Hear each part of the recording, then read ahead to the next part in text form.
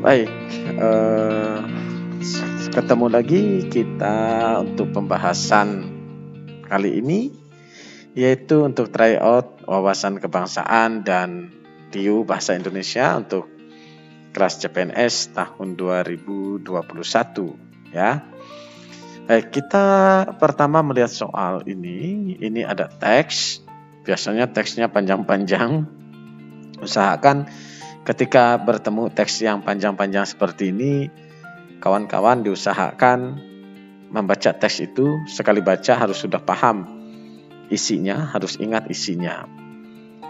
Kemudian kita membaca cukup yang penting-penting saja, artinya kata-kata yang tidak terlalu penting itu tinggalkan saja. Itu salah satu untuk mengefektifkan dan mengefisienkan waktu dalam membaca teks yang panjang-panjang.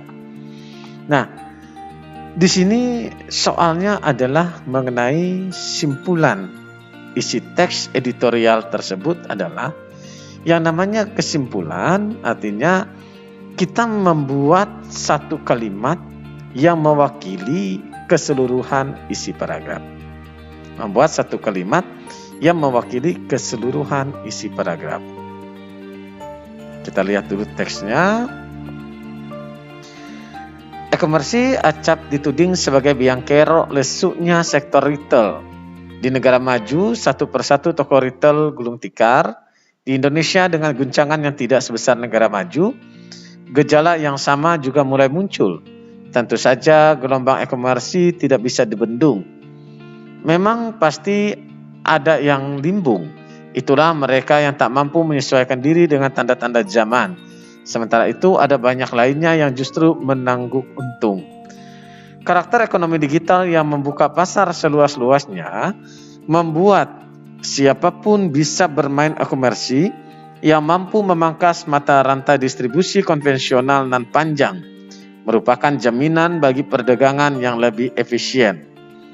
Maka kita bisa menyaksikan gelombang ibu rumah tangga yang mampu menjajakan dagangannya di media sosial. Juga usaha kecil yang melesat setelah memanfaatkan marketplace. Ekosistem digital itu akan makin dewasa ketika ditunjang sistem pembayaran yang aman dan terpercaya. Dipadu dengan inovasi teknologi di bidang finansial, semua itu menjadi mungkin. Adanya finansial teknologi telah mempermudah konsumen berbelanja secara online. Perbankan pun tampaknya juga telah menyerah. Pilihannya adalah turut mengembangkan atau sekalian saja merangkul vintage. Pertanyaan kritisnya, apakah ke depan kita hanya akan menjadi pasar atau bisa turut menjadi pemain dalam ekosistem digital secara global? E-komersi memang membuat barang-barang impor menjadi lebih mudah diakses konsumen. Hal itu membuat kekhawatiran apakah produk dalam negeri bakal mampu bersaing. Meski demikian, sebagaimana perdebatan tentang globalisasi yang menjadi bahasan beberapa dekade lalu, ekonomi digital juga menghasilkan dua dampak yang bersinggungan. Ada yang tergiras kalah, namun ada yang banyak merengkuh kemenangan. Nah, simpulan teks tersebut adalah teks editorial ini kan atau disebut juga tajuk rencana. Apa kesimpulannya? Yang A, pemangkasan mata rantai distribusi konvensional dan panjang mengakibatkan jaminan bagi perdagangan yang lebih efisien. Tidak mampu mencakup keseluruhan isi paragraf tadi.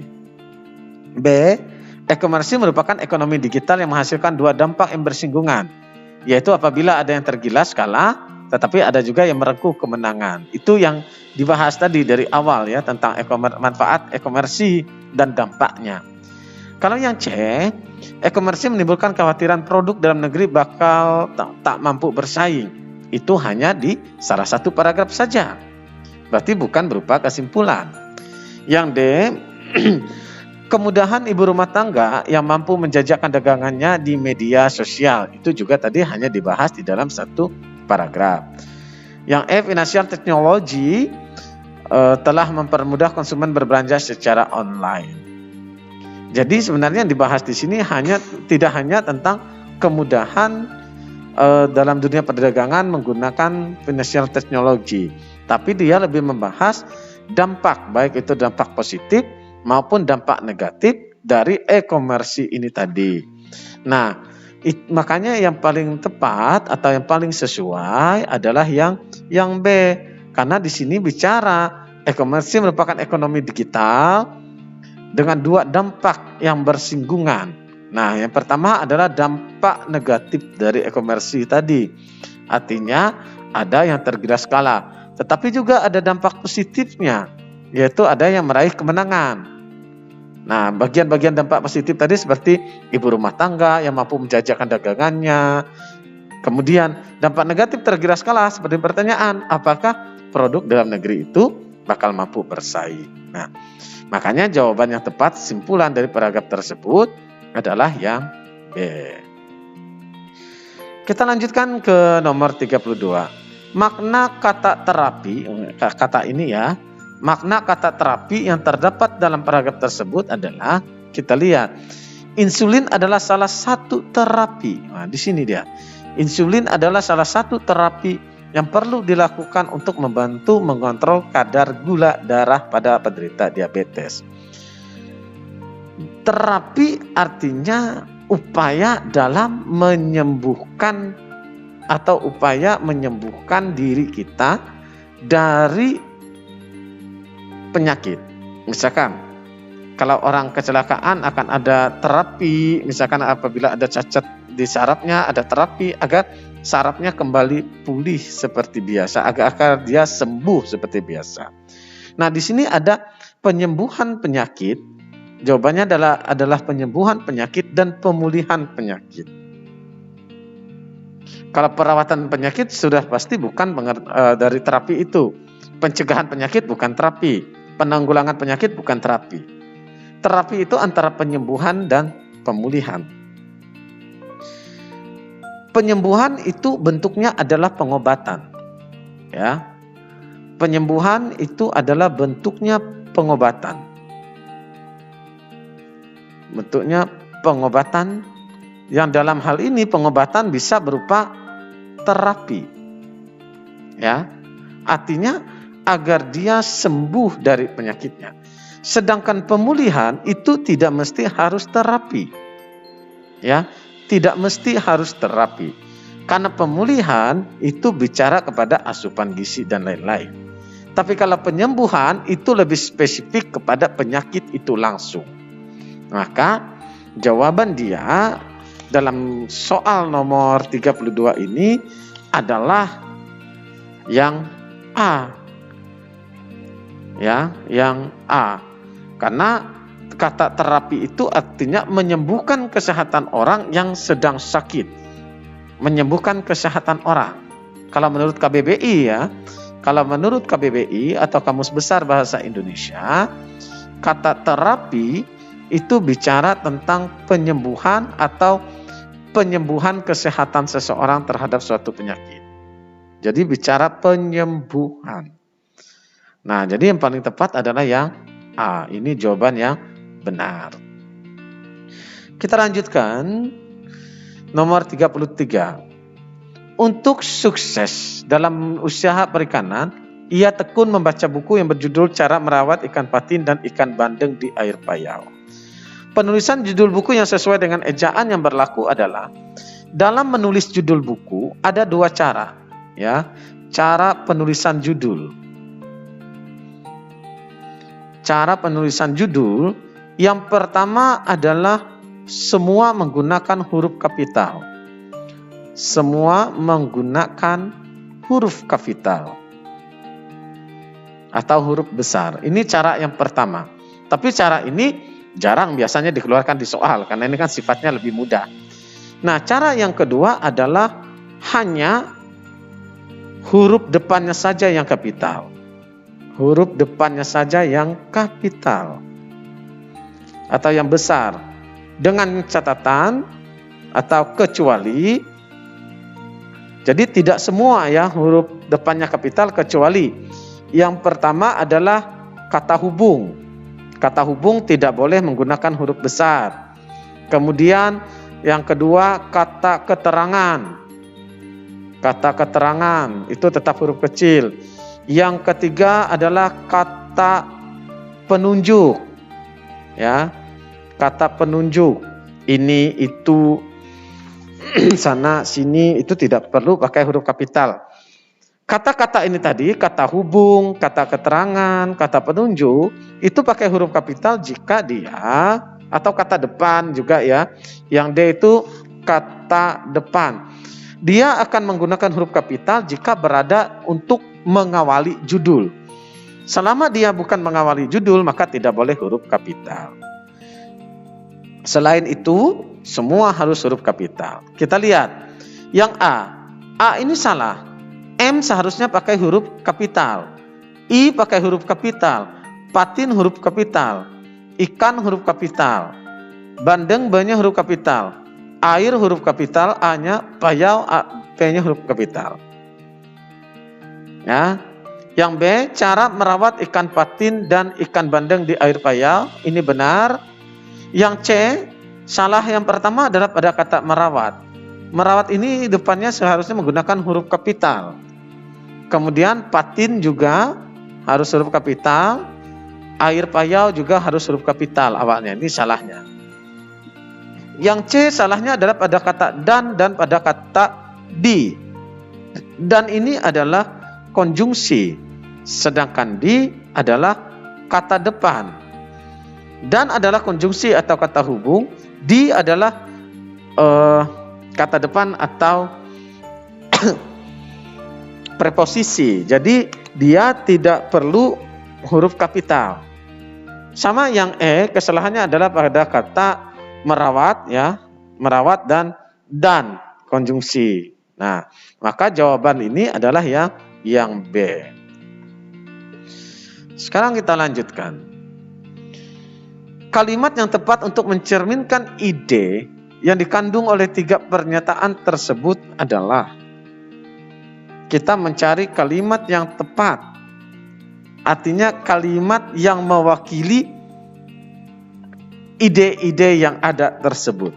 Kita baca dulu idenya. Ada 3 hal yang perlu dilakukan oleh sebuah perusahaan untuk meningkatkan kualitas dan disiplin karyawannya.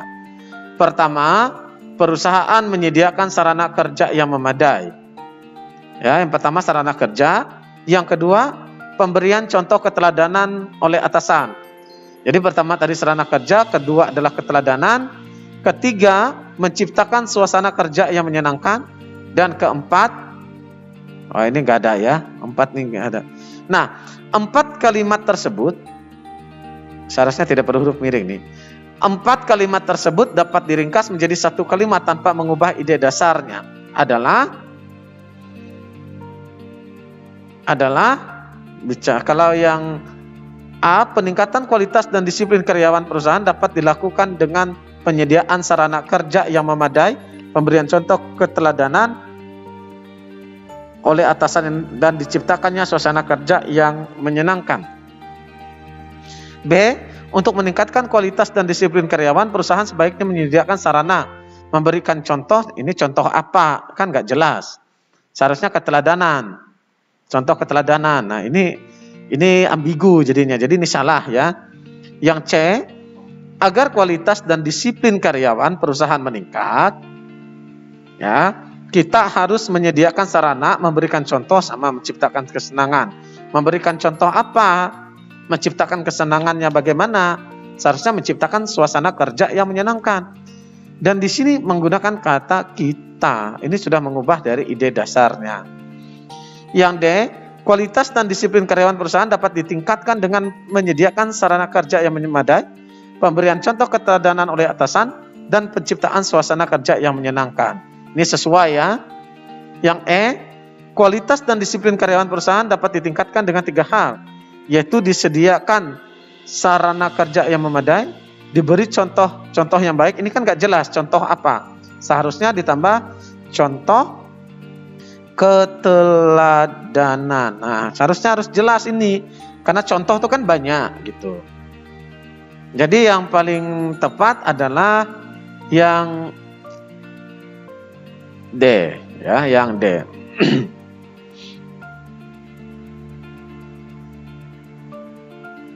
Oke, Kalau yang A, peningkatan kualitas dan disiplin karyawan perusahaan dapat dilakukan dengan menyediakan sarana kerja yang memadai pemberian contoh.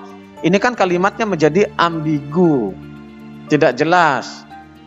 Ini sampai di mana ya? Jadi yang paling tepat yang D. Selanjutnya, nomor 35. Kata penghubung antar klausa yang tepat untuk melengkapi kalimat tersebut adalah kita cari konjungsi atau kata penghubung yang cocok. Kebiasaan seseorang menyantap makanan berlemak tinggi dan minum minuman beralkohol menyimpan risiko, seharusnya resiko ya, bukan resiko tinggi. Apalagi jika, di sini kan seharusnya jika. Apalagi jika hal itu dilakukan secara berlebihan dan dilakukan sejak usia muda. Berarti dan, jika, dan. Ada enggak? Dan, jika, dan. Jawabannya yang E. Ya. Oke. Selanjutnya. Nah, ini kita mencari antonim. Kenapa kita tahu mencari antonim? Lihat kodenya. Kode ini. Antonim adalah lawan kata. Artinya kita mencari kata yang artinya berlawanan. Kode antonim adalah seperti huruf X. Artinya tanda lebih besar dan lebih kecil saling membelakangi. Ini kode antonim. Sedangkan kalau sinonim atau persamaan kata, ya, persamaan kata, kodenya menggunakan sama dengan. Artinya mencari arti yang sama artinya. Jadi kodenya sama dengan. Sedangkan analogi itu adalah hubungan kata. Hubungan kata, kodenya pakai titik 2. Makanya ketika melihat ini, kita sudah tahu, oh ini mencari antonim. Ya, mencari antonim. Karena kode ini, berarti kita mencari lawan katanya. Lawan kata dari terkatung adalah terkatung-katung. Misalkan gitu kan kalimatnya. Terkatung kan misalkan ini air, barang itu di sini. Nah, ini yang disebut dengan terkatung. Artinya dia mengapung.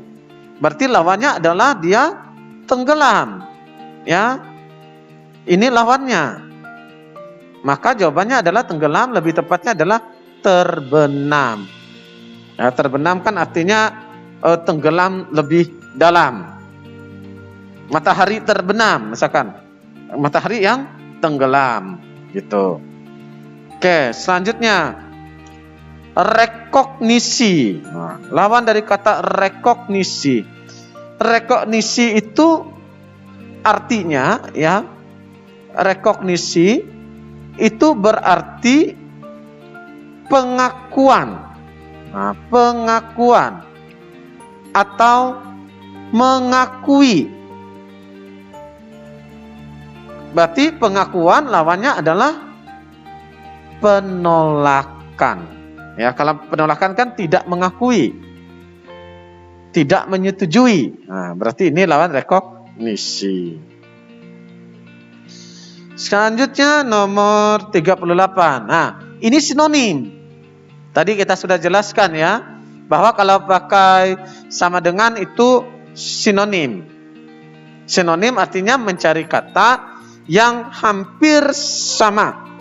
Mencari kata yang hampir sama artinya. Di sini ada kata lancung. Lancung itu artinya adalah tiruan. Lancung berarti tiruan. Berarti tiruan yang paling sesuai adalah kata palsu. Ya, kata palsu. Kemudian selanjutnya sinonim kata ejawantah.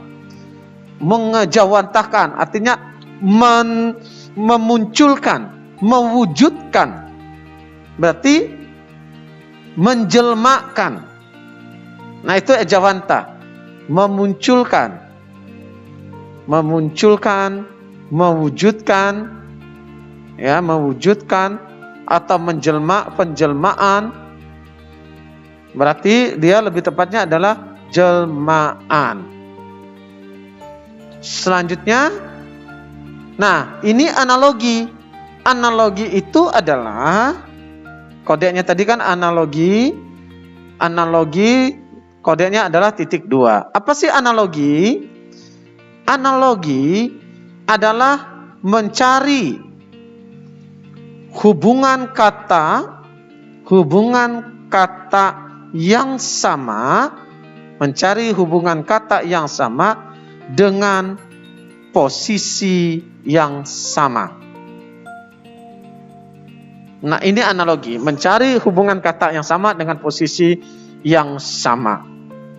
Contoh, ya, ayam, padi sama dengan titik-titik, titik 2, titik-titik. Misalkan ada alternatif jawaban tikus, titik 2, ular. Yang kedua ada ular, tikus. Nah, ini apa hubungannya? Kita lihat, ayam makan padi, tikus dimakan ular, ular makan tikus. Berarti yang benar adalah yang B. Kalau yang A ini memang hubungan antara pemangsa dan dimangsa, tetapi posisinya terbalik. Ingat, analogi tadi adalah mencari hubungan kata yang sama dengan posisi yang sama. Nah, kuda laut dan kuda, namanya sama, nama sama, ya kan? Tetapi beda. Kuda laut bukan bentuknya kuda. Artinya hanya namanya sama tapi beda jenis, ya, beda jenis. Kucing dan harimau masih satu jenis. Ya, banteng dan sapi masih satu jenis. Biawak dan komodo masih satu jenis. Merpati dan elang masih satu jenis. Nah, yang benar adalah cacing dan belut. Dia namanya, bentuknya sama, atau namanya, kalau kuda laut ini kan nama bentuknya sama. Nah, ini cacing kan nama bentuknya sama tapi beda jenis. Ya, gitu. Selanjutnya, krusial sepele. Ini artinya lawan kata. Krusial lawannya sepele. Kenapa krusial? Itu artinya genting atau sesuatu yang berbahaya. Sedangkan sepele lawannya atau artinya sesuatu yang biasa-biasa saja. Kita lihat yang E dulu. Lancar jaya, bukan berlawanan. Labil lawan tertekan, bukan. Gemuk lawan tambun, ini bersamaan. Kualitas lawan buruk, bukan. Krisis lawannya stabil. Ya. Jadi ini lawan. Kemudian selanjutnya, makan lapar. Nah, kita cari hubungannya. Makan karena lapar, atau makan saat lapar. Berarti cahaya saat, nah, kan gitu. Cahaya diperlukan saat gelap, ya kan? Jawabannya C. Makan diperlukan saat lapar, cahaya diperlukan saat gelap. Nah, sama hubungannya, posisinya sama. Jadi kalau mencari analogi itu, ucapkan aja hubungannya, ya. Titik-titik berhubungan dengan nasi sebagaimana air berhubungan dengan, nah, titik-titik, nah, nasi. Kira-kira gini kalau kita ringkas sama dengan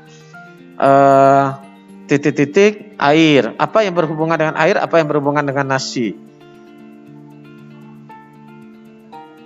Kalau sendok berhubungan dengan nasi, sendok untuk menyendok nasi, botol untuk menyendok air. Kan, ya. Piring tempat nasi, ya.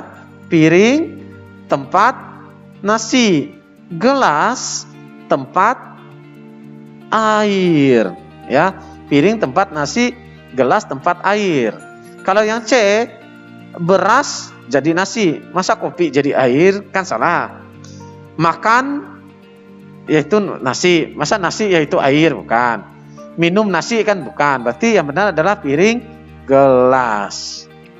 Oke, selanjutnya berhubungan dengan kapal, berhubungan dengan bandara, berarti pelabuhan, kan itu. Pelabuhan berhubungan dengan kapal, karena kapal katanya. Bandara pasti berhubungan dengan pesawat. Berarti jawabannya adalah pelabuhan pesawat terbang, yang E. Kemudian soal terakhir. Ya, ini soal terakhir kayaknya. Nomor 45. Marah berhubungan dengan titik-titik, sebagaimana titik-titik berhubungan dengan ledakan. Berarti marah jadi marah berhubungan dengan emosi, ya. Marah itu berhubungan dengan emosi. Sedangkan ledakan pasti bom berhubungan dengan ledakan. Nah, berarti jawabannya adalah yang C, emosi bom. Kira-kira gitu penjelasannya. Semoga ini membantu kawan-kawan dalam menjawab soal-soal CPNS nanti, dan tetap belajar banyak, berlatih soal yang banyak. Semoga sukses. Salam hangat, salam sehat selalu dari kami Primagama. Sampai jumpa di pembahasan berikutnya bersama saya Ardendi I. Tue.